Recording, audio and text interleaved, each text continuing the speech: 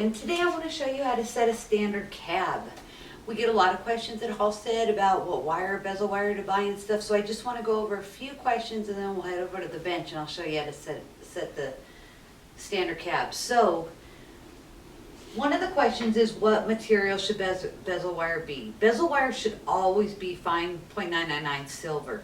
It stays soft and easy to manipulate and you won't get any fire scale on it, so cleanup's easy after you solder it. So that's your number one question. Number two is what type of bezel wire should you get, plain or gallery wire?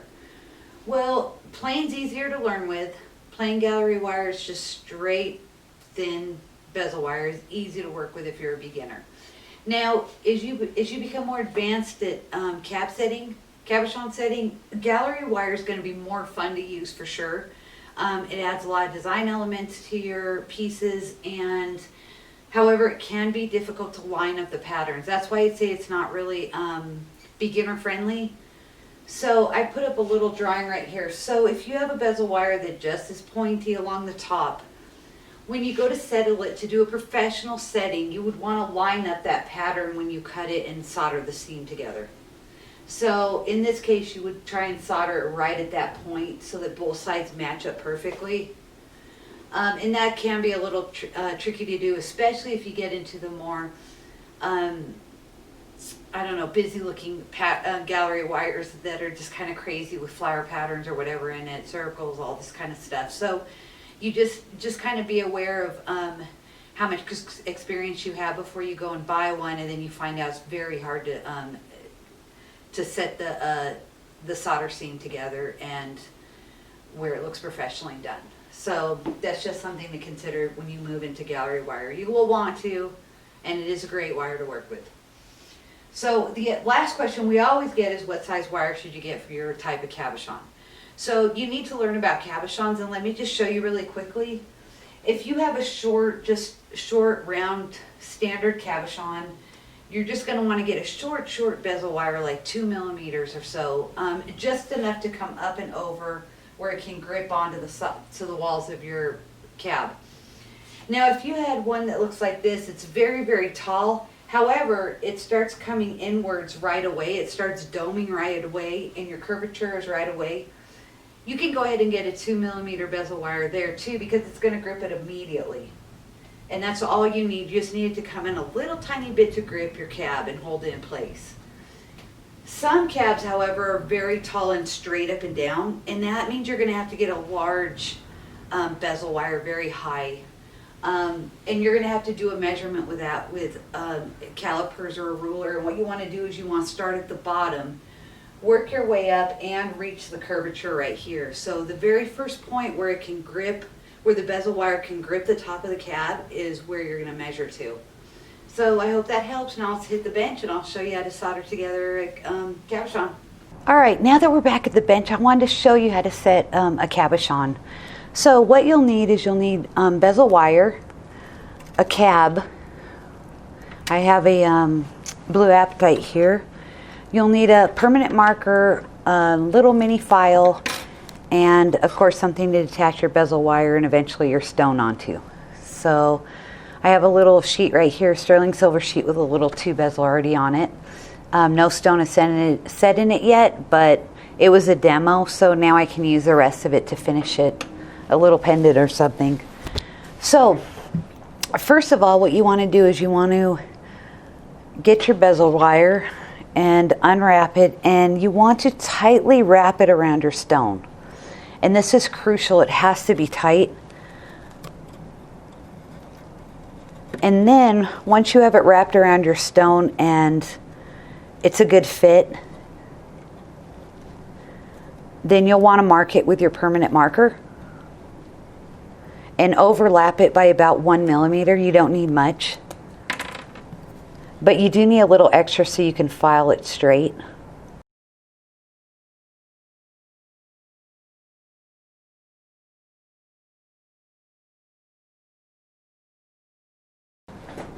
So grab a pair of cutters and go ahead and snip that off. The next thing you'll want to do, and you can do this different ways, you can place it up against your bench pin, and you can just use your little file to file it straight. You just want to clean up the part where you cut. So you can do it that way. And remember you'll want to do both sides. And you want the edge to be completely straight. Or what I like to do is, I actually made a mark in this ring clamp, and see the straight line going down the center. I'll line my bezel wire up in there with about 1/2 millimeter sticking out. So you just want a tiny bit sticking out. And this is a really quick way to flatten your wire. And go ahead and do that. And then use your bench pin and just run across it.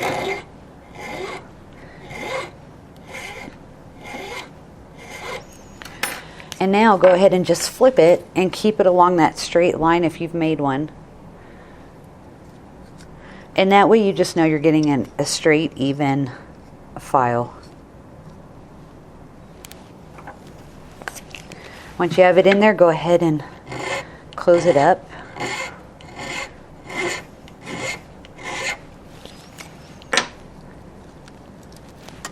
Okay, now what you want to do is, you can feel the rough edges from where you filed it, kind of bent the metal over. So you just want to take those little burrs off. And you don't want to take anything off of the front, so it's important to keep where you just filed it in the ring clamp, you want to make sure that that stays straight. So you're just really just running it along the edge to just clean up the edge.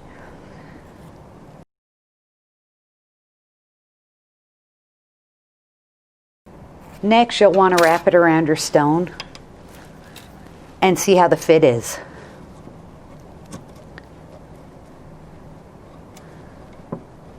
And at this point, it's better to be over than under, because you can just continue filing in and checking it just to make sure. But you want this fit to be extremely tight. And I have a small overlap on mine. So what I will do is I'll take that rest of that off, using the same method that I already did.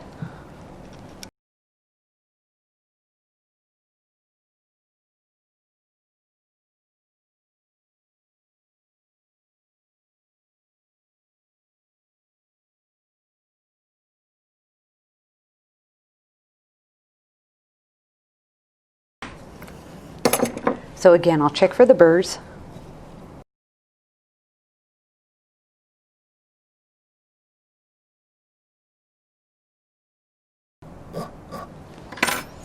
And test it again until I know the fit is perfect.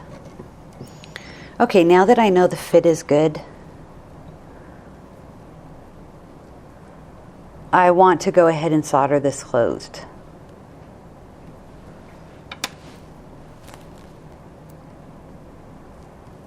So work your wire back and forth, and what you want it to do, you don't care what shape it's in right now, that doesn't matter. What you want to do is have it straight across where it kind of springs into shape, where it kind of springs together and holds together. So how I do mine, and it's the same with bangles and stuff, is it doesn't matter the shape now because you're going to fix that later.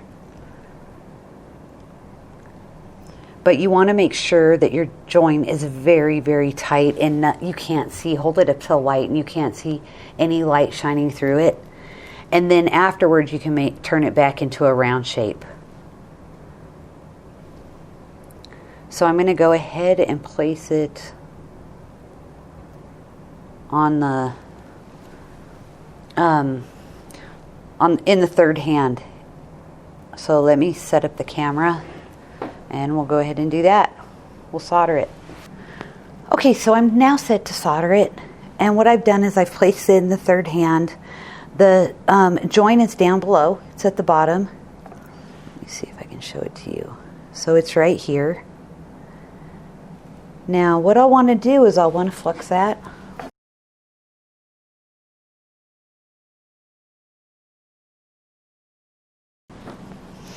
And I'm going to use a tiny, tiny Pallion chip of hard solder. and place it right in the center. Inside in the center, by the way.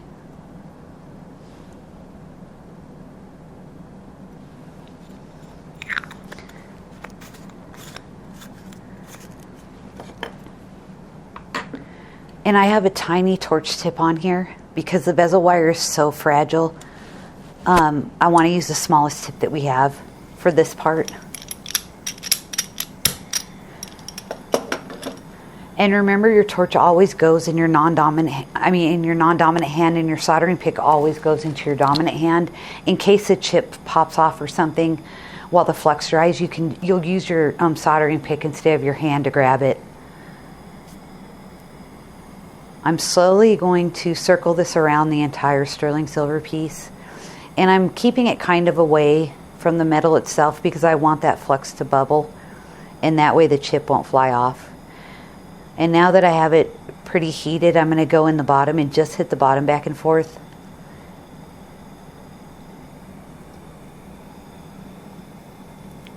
It turned on me, but that's okay, the chip's still on there. And I'm just going to hit that back and forth. You want to be very careful that the bezel wire doesn't melt.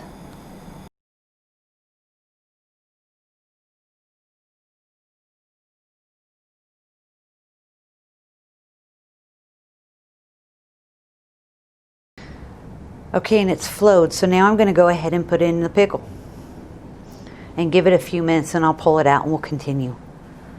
Okay, so I've let it sit in the pickle for a few minutes and took the time to straighten up the bench a little bit. It was getting pretty messy. So now I'm going to pull it from the pickle, and I'm going to go ahead and check the joint and make sure everything looks okay. And the next step is going to be to shape it around your stone. So go ahead and dry it off. And let me angle it over here so you can see what I'm doing. This is going to be your moment to two things. The first thing is that you'll be able to shape it to your stone. Now see how the fit is. If it's too large, if there's too much extra bezel wire, you'll want to go ahead and snip it off and refile it, reshape it, file it flat, take the burrs off and solder it again. Now's the chance to do that. But you want to shape it right now. And also the other thing, because see, it's all out of shape. The second thing is you're also going to check the seam. This gives you an opportunity to check your seam and see how that's holding up. So go ahead and place it around the stone like this. And then I want you to run it all the way through. And see how it's starting to shape up. Do that a few times so that you can get the shape in there. And I like to go from the top through and then also run it through the other way as well. And keep doing that until it's a nice round shape. And you want this definitely to be a little tight. You don't want it loose.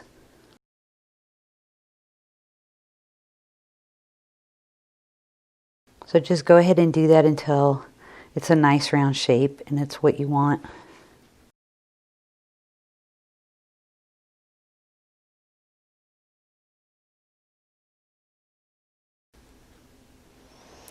Okay, now I want to see how it sits on the sheet that I have. And you have to be very careful with it at this point because you don't want it to bend out of shape in any way. But right now what I'm doing is I'm going to check the sheet and see if it's sitting nicely on there. If there's any gaps or anything like that, you want to go ahead and make sure this has to be flush against your sheet. So go ahead and check it and see. Now I have a few gaps in mine. So what you do in that case, and that always happens, is go ahead and get a piece of sandpaper, place your bezel wire on top of it, and then place your fingers on it and go ahead in a figure 8.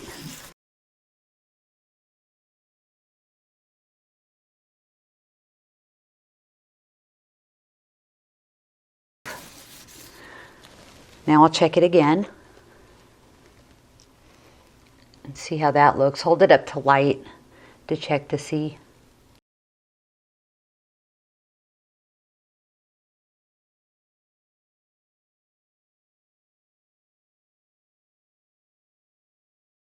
Okay, that's looking a lot better now.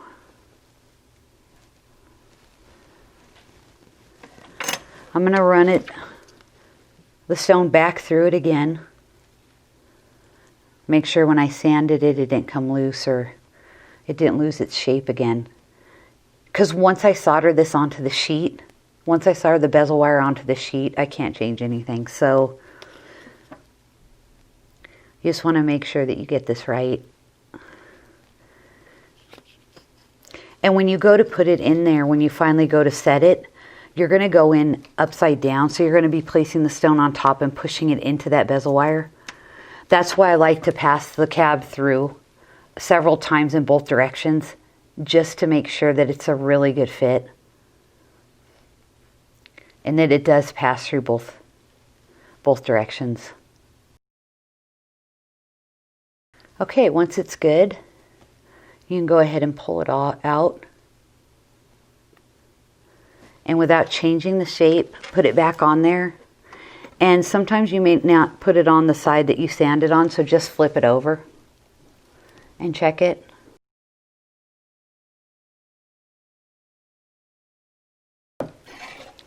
Place it back on there and check it. Okay, this is good.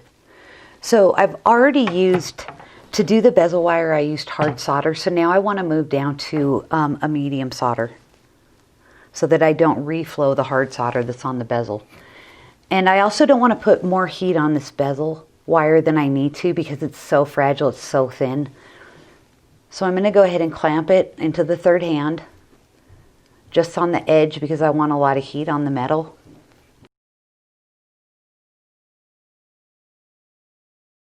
Now the less solder you use, the less cleanup you'll have. I'm hoping you can see where I'm putting these.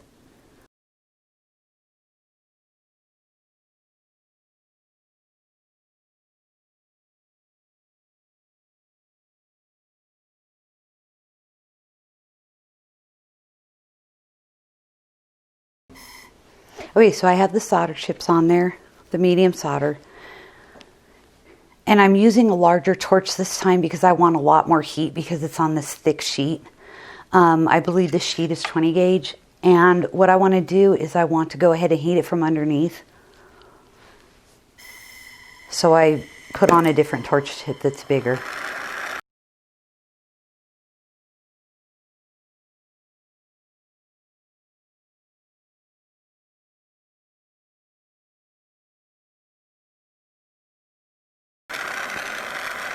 Now once it turns white and the flux has dried, go ahead and just hit it from the bottom.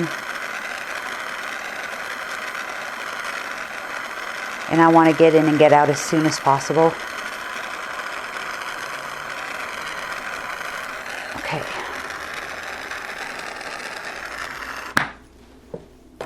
Okay, so while we're waiting for the pickle, let's go ahead and talk about setting the actual cab itself.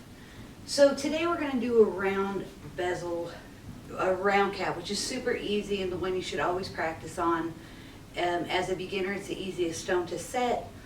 And when you go to set it with a bezel roller, this is where you're going to push in it. You're going to push in first here, then number 2, 3, and 4, so it's like changing a tire.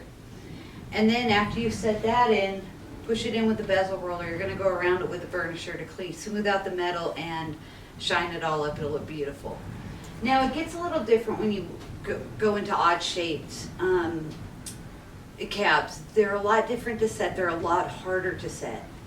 So you may want to practice with a couple before you set your piece, just so you can get used to how you set these cabs. So let's say you have a triangle shape. This is the order in which you'll use the bezel roller. So you're going to push in on 1, 2, 3, 4 is up here on the corner, then 5 and 6. So numbers 1 to 3, which is 1, 2, and 3, locks in the sides, while numbers 4, 5, and 6 lock in the points. Now on on a pointed stone, this one actually has 5 sides on it. You're going to do 1, 2, 3 up at the corner, 4, 5, and then leave the sides last, which will be 6 and 7. Do the long sides last because there's more play room in them.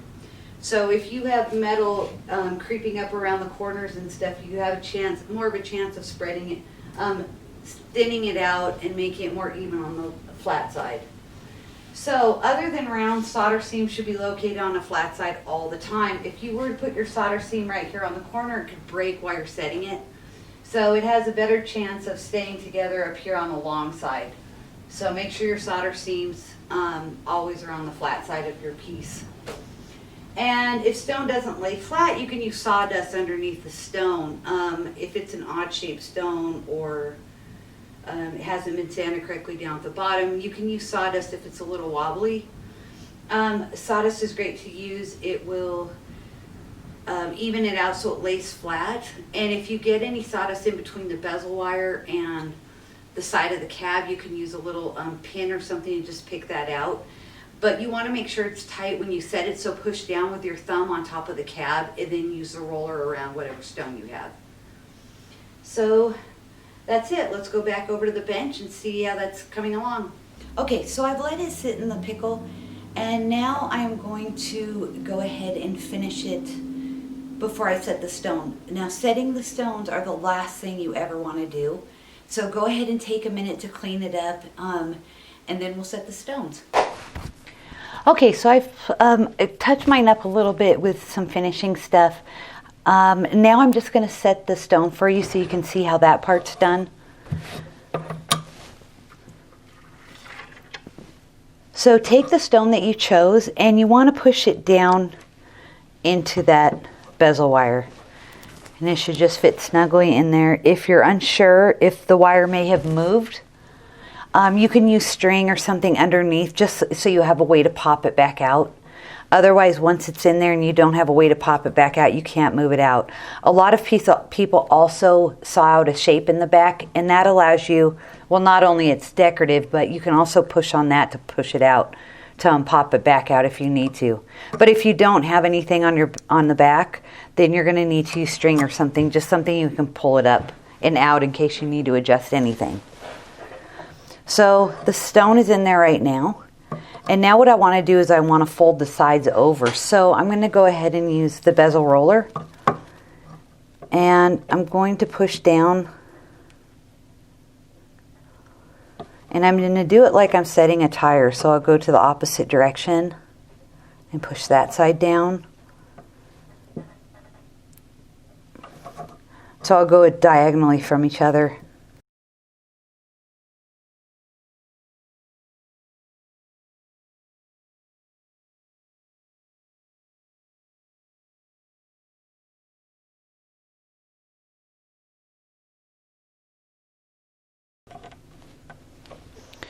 Okay, now when you have it all down with the bezel roller, to clean all that up, you're going to want to use the burnisher and roll around it. Go ahead and whenever I get a burnisher in, they come very, very pointy, and I like to take a file and keep one on hand that's totally rolled out so that it doesn't damage up your metal like the sharp pointy ones are, or your stone. So go ahead and roll that around the outside, and this really shines up your bezel wire. It looks really nice, but it's also pushing that edge of the top edge of your bezel wire even tighter onto your stone. And that's the whole purpose of it. It never ever falls out. Now as you get used to using these tools, what you can do is you can also use tape and stuff to tape up the top of the stone to protect it, or your metal. Just a couple layers will do. Like the blue painter's tape or something that won't leave marks are a great option for doing that. And that just protects your stone and stuff.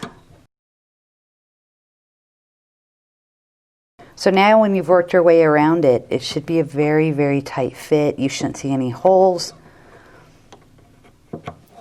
And your metal should be really nice and clean,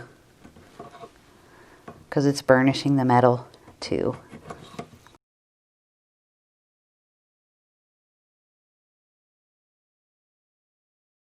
And that's how you set. And that's how you set a stone. I hope you learned a lot, and thank you for watching.